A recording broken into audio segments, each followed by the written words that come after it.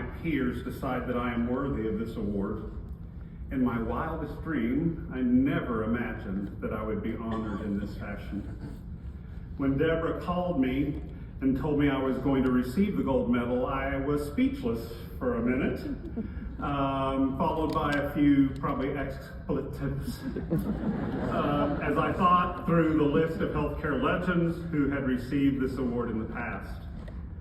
This award circles me back to one of my early mentors at Methodist Health System in Dallas, Texas, David Hitt. Many of you may have known David. David received the gold medal in 1990. David passed away a few years ago, and I was just gobsmacked by the concept that my preceptor received the award 33 years ago. Also made me feel much older.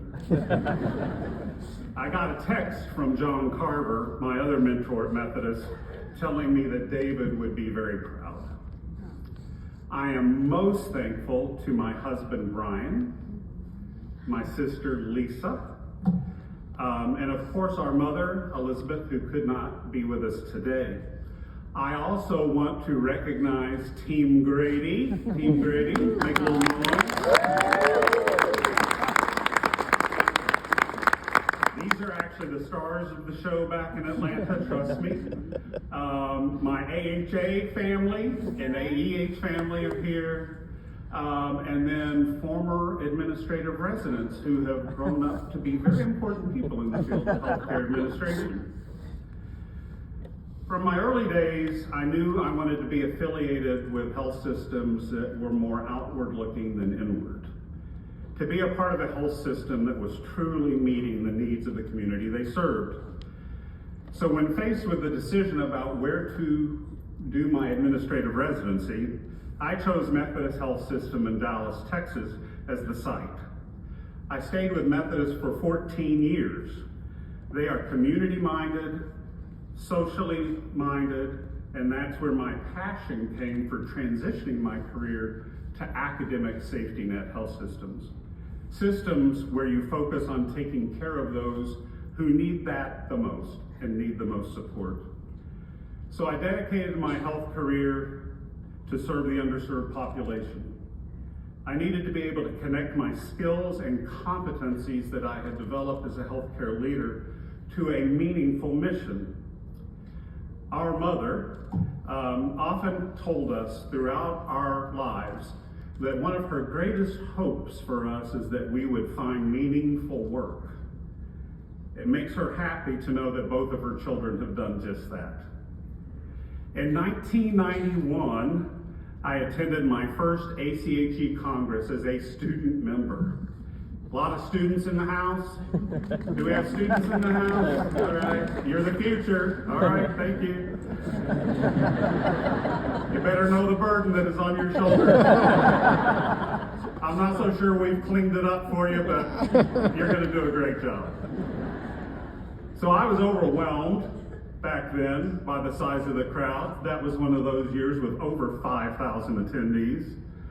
I arrived here without a clue, this same hotel, what it was all about. I was overwhelmed by the size of the crowd. I was amazed and surrounded by people that had so much experience. And there were educational opportunities everywhere I looked. I truly left that first Congress knowing I was in love with ACHE.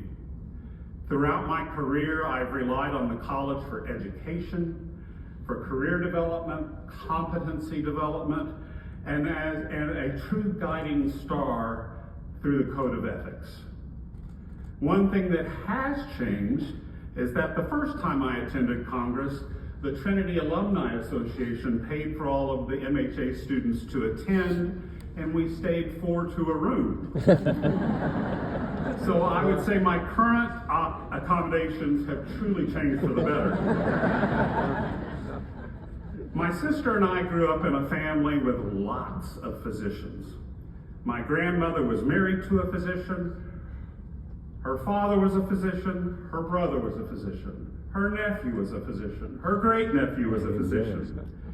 She even made a run in the 1920s at going to medical school prior to women being accepted into those exclusive institutions. And from her recounting that experience, she gave them hell. My grandmother was not so secretly hoping one of her grandchildren would become a physician, but that wasn't meant to be. My sister became a psychiatric nurse practitioner, and I became a hospital administrator who married an HR executive. No physicians.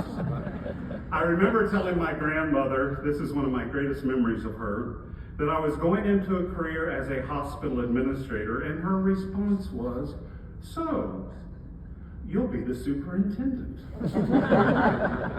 That will do, that will do. And she was right. It turned out pretty well. I'm so incredibly grateful to have had so many wonderful opportunities over the past 34 years. Again, thank you to ACHE for bestowing this award upon me, and enjoy Congress. Thank you.